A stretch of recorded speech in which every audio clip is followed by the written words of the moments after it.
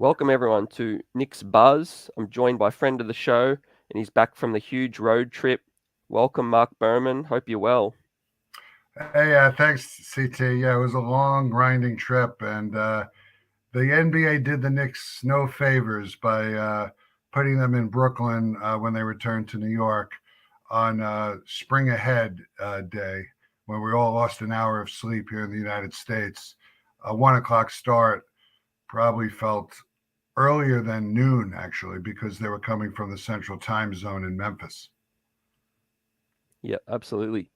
Well, yeah, the Knicks did pick up a couple of wins on the road, Mark, and then inched closer towards the narrative of making the play-in, and then they've sort of lost a couple of close heartbreakers as well, to Memphis and now to the Brooklyn Nets. So where do you see this club, situated for this season in terms of making the play-in, and what's the status of Derrick Rose returning? Well, late in the third quarter in Memphis on Friday night, I mean, there was like a real feeling like, are these Knicks going to make a real run here and take us into early April in the race?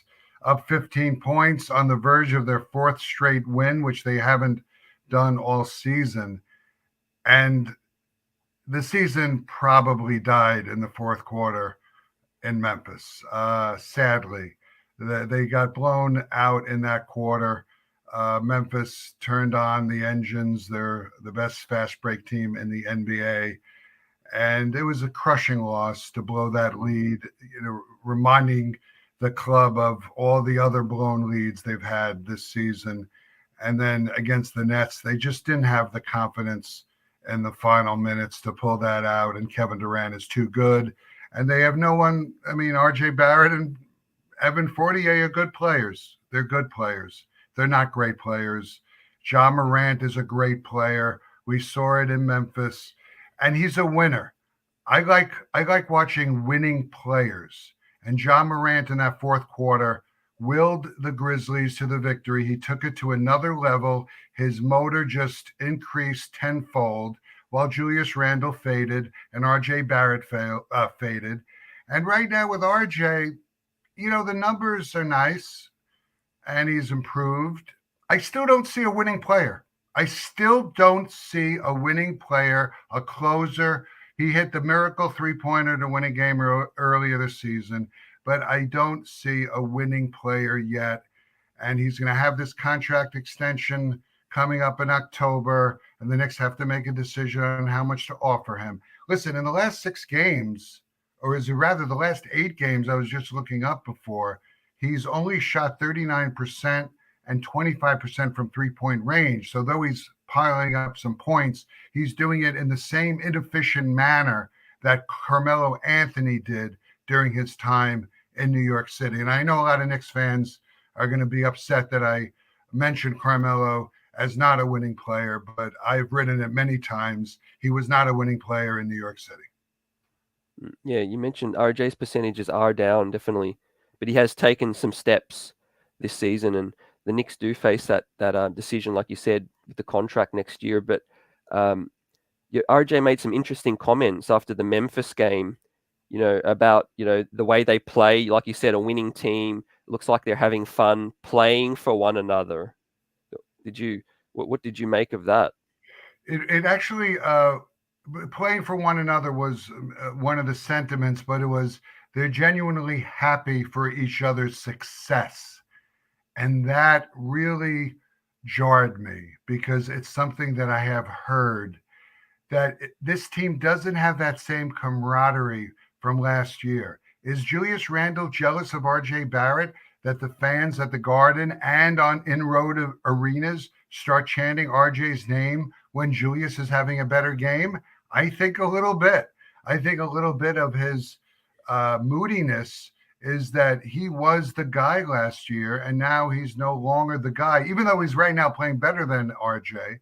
The fans, especially at the Garden, still haven't warmed up completely to Julius because of what happened. So, anyway, the point is, does this team root hard enough for each other's success? There's a lot of selfish play sometimes that scouts have noticed also that they don't share the ball like, say, a Memphis, and guys maybe are wondering about their statistics.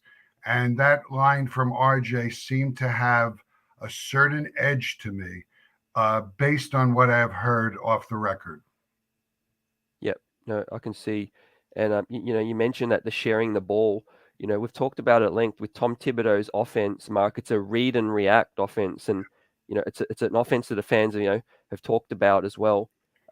In terms of players have to make the read for themselves, and Mitchell Robinson's been frustrated as well that the ball hasn't been shared with him at times as well. Do you think that's a product also of the players having that, tunnel vision, going isolation heavy?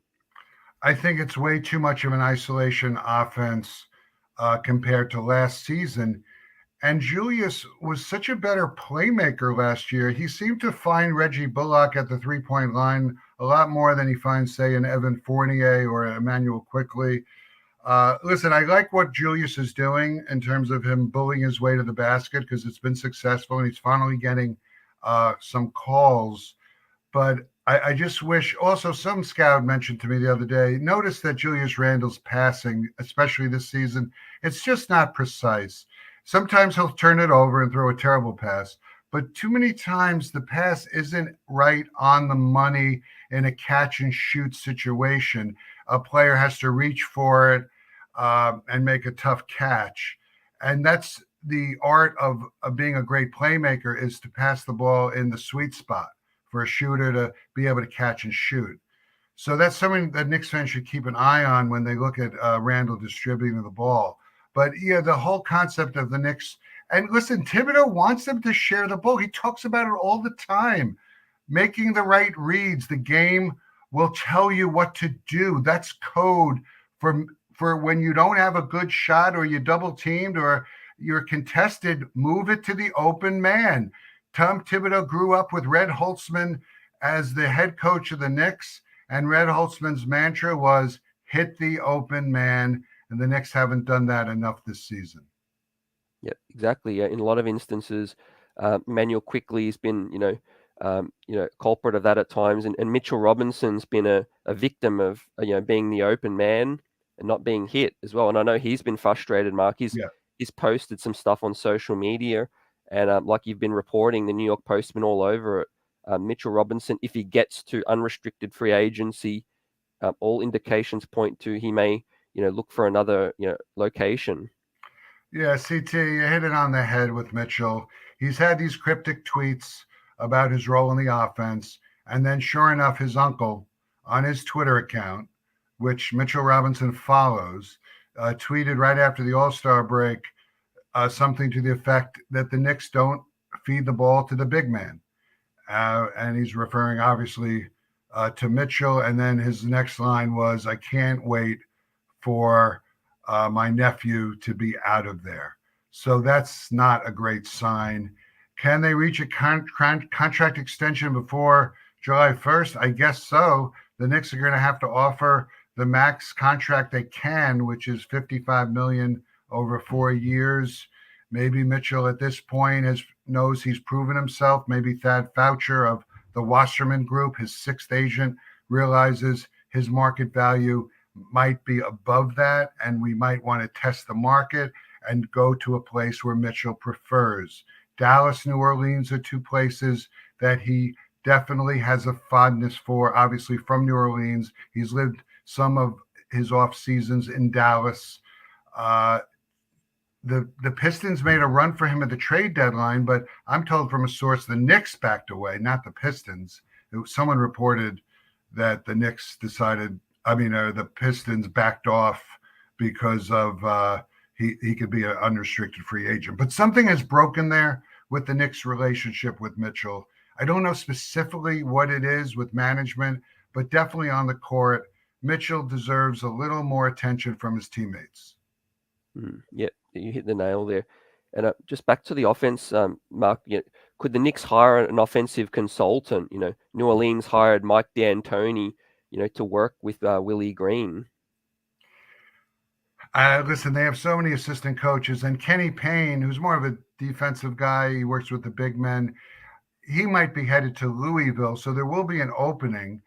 And Rick Brunson, Jalen's father, sources tell me that he's ready to get back into the swing of things once Jalen gets his big contract, whether that could be with the Knicks. Listen, if Jalen is headed to the Knicks, Rick Brunson will be on the staff. They're obviously very close. Rick, Jalen, Tom Thibodeau, Leon Rose, it's like a family.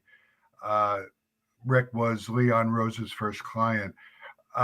Offensive consultant, yeah, that's something maybe Dolan would come up with as an idea, and certainly Thibodeau would bristle at it.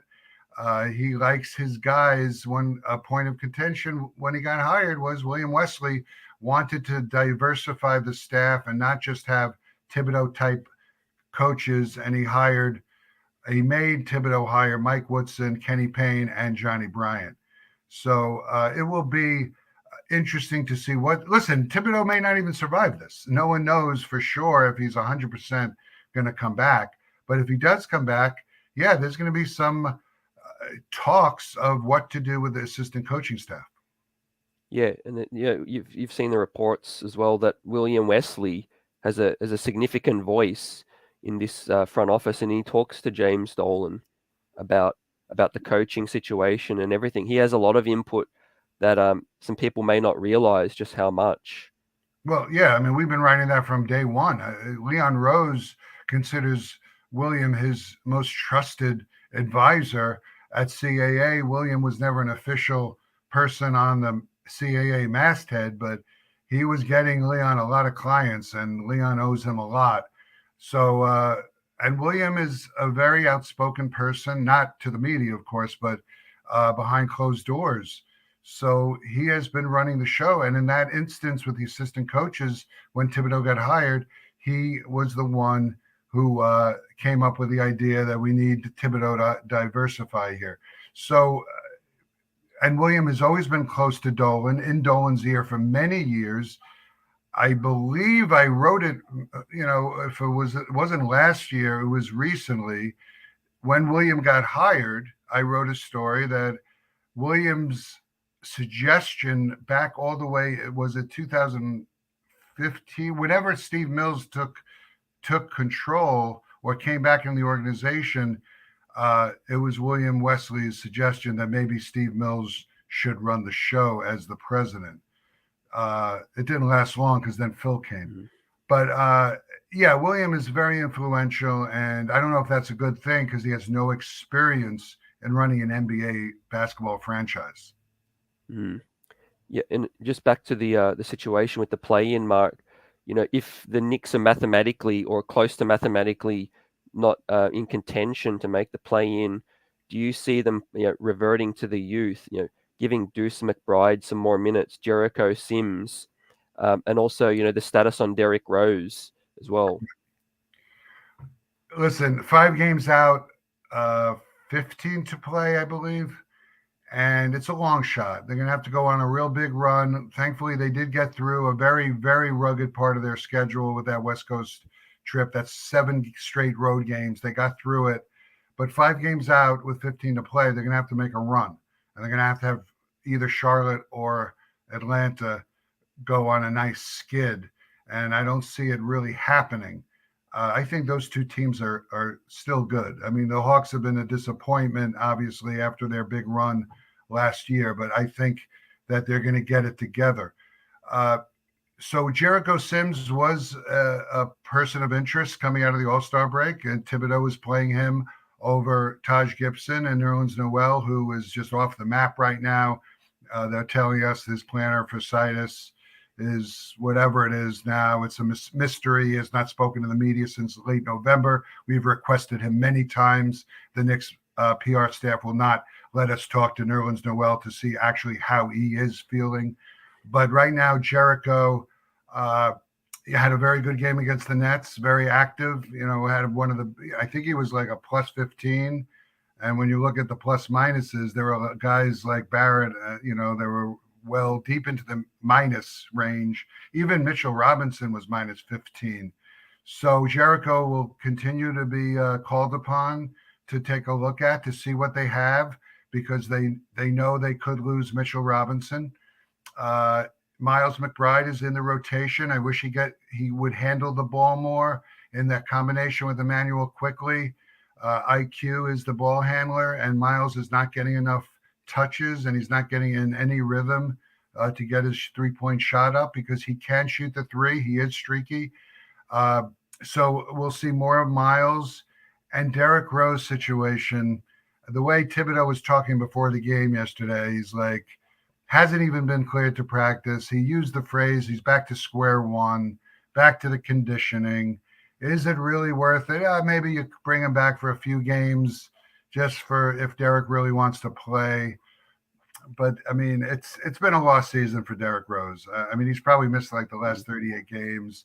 He was, as I spoke to Larry Brown the other day in Memphis, he's the assistant coach with the Memphis Tigers.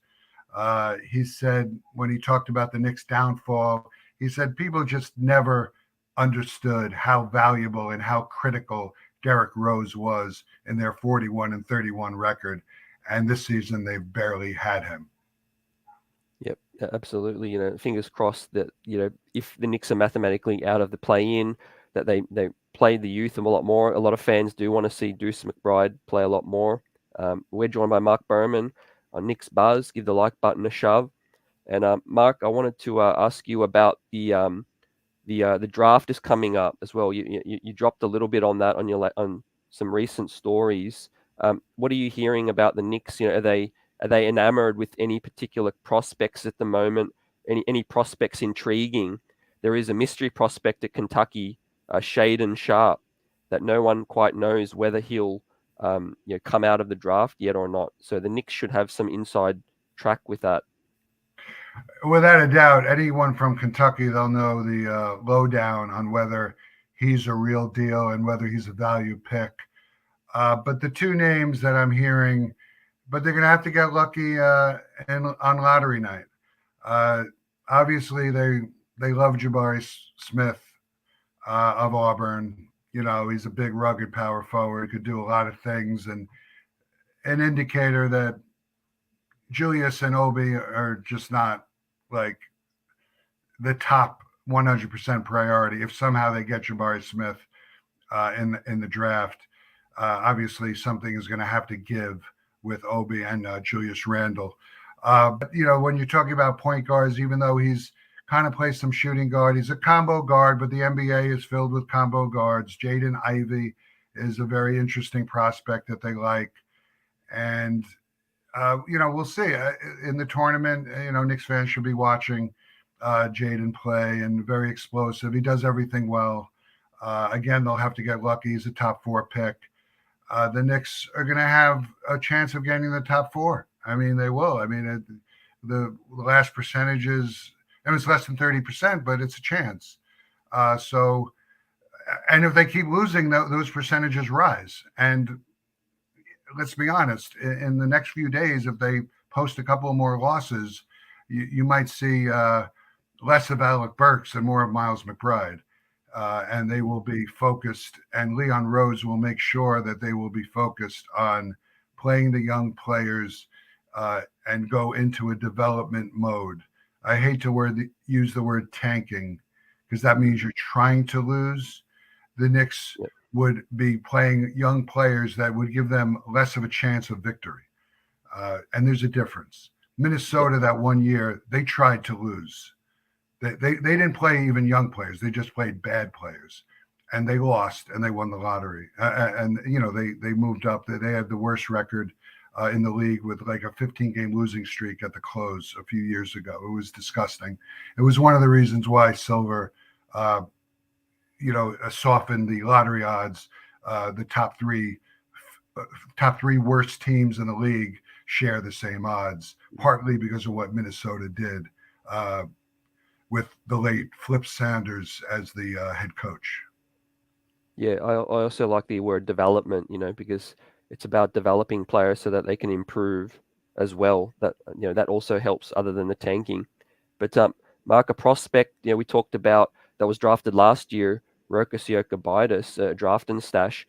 The Knicks were supposed to visit him in February, and they did. There was a report out of Europe that he's, happy with his success in Europe, and he's really comfortable there for maybe a few more years. So maybe he's seen the situation with the Knicks, or have you heard anything with that report? Yeah, well, I mean, he was quoted saying the Knicks management, they were going to visit. We confirmed it. And I'm told that a couple of Knicks executives did go down there, but I couldn't confirm if Leon actually went to Spain. It was quite right after the trade deadline, and there was a lot going on. But there's still time. I mean, they play for a long while. The playoffs are like April, May. The EuroLeague playoffs continue. Barcelona's a strong team. He's playing very well. He's improved all season. His three-point shooting has improved. Yeah, he's a guy that he's got a buyout.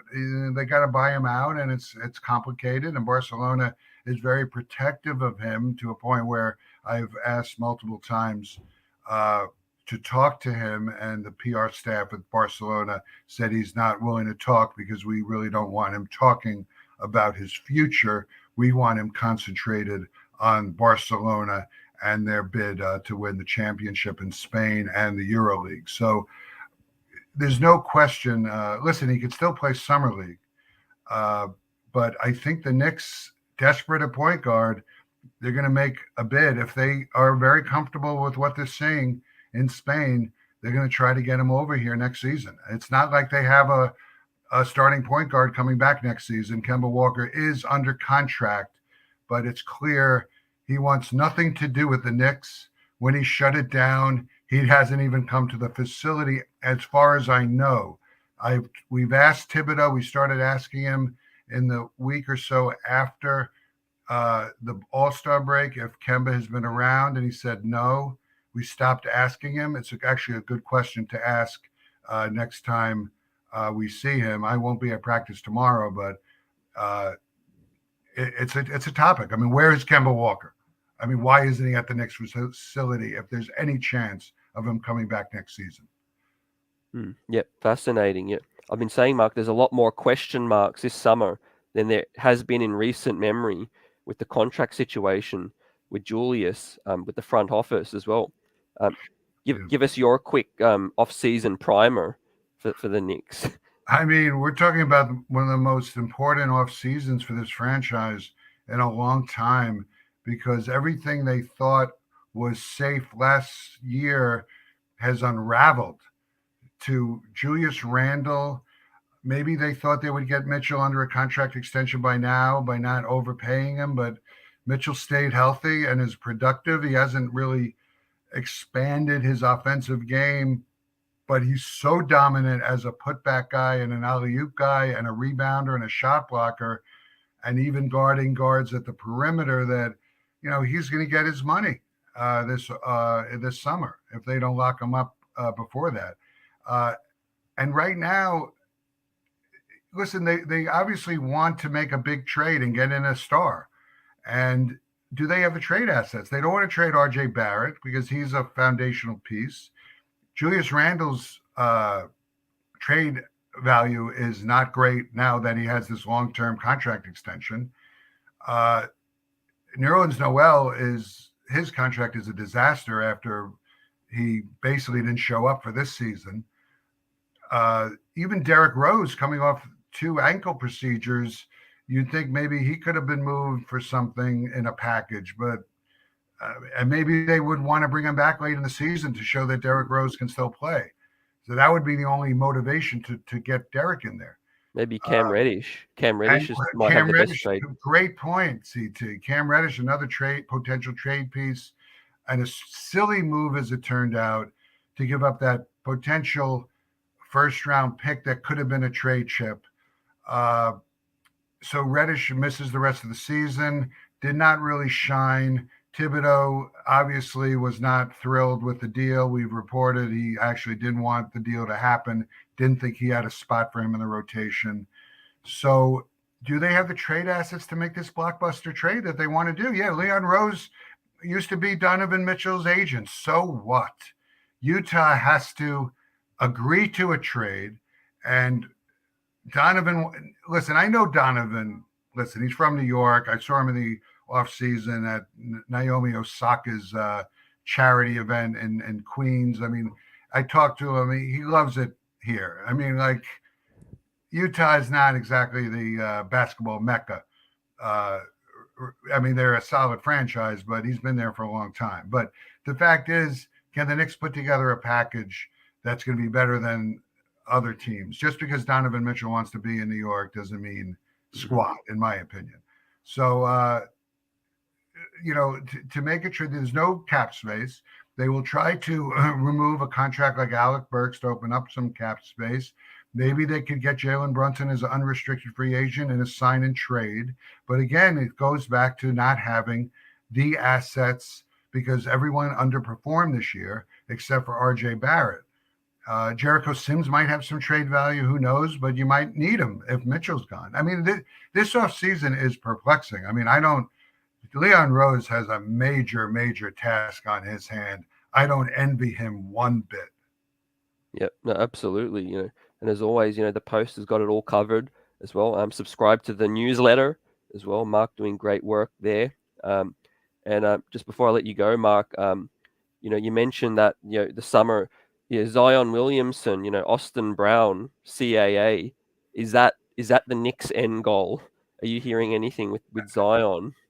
I mean, obviously, they would take a gamble on him as long as, to be honest, as long as RJ's not in it. Because, like, I guess those guys on ESPN were chattering about, it would take RJ Barrett and first-round picks. RJ Barrett is not being traded for Zion Williamson. You're just not doing that. The whole point is to bring his best friend Zion to New York with him. That's why Zion partly wants to play in New York. It's clear that he loves the Garden, and sources all around the league know that Zion is not thrilled with New Orleans. Possibly he's not motivated to lose the weight he needs to lose because he doesn't want to even be there. So, but to trade RJ Barrett and a Zion Williamson package, don't do it. Even though RJ's efficiency is not tremendous right now, he looks like he's going to be an all-star. And to have RJ play with a guy he loves and Zion loves RJ, like that's part of it. So can they put together something? I don't know what his trade value is. You talk to scouts about what is his trade value, Zion Williamson's trade value. They don't know. The guy can't get on the court. He's got a long-term foot injury. A foot injury for a big man can be devastating and long-term. So it's going to be interesting to see what New Orleans does. Listen, his contract extension would come up also in October along with RJ. So New Orleans has a lot to figure out also with Zion Williamson. Yeah, it's a huge head scratcher. I mean, no one knows what kind of trade would even look like because the guy's not playing. But no doubt the Knicks are going to do their intel. I feel like just as Mark Berman always does his intel.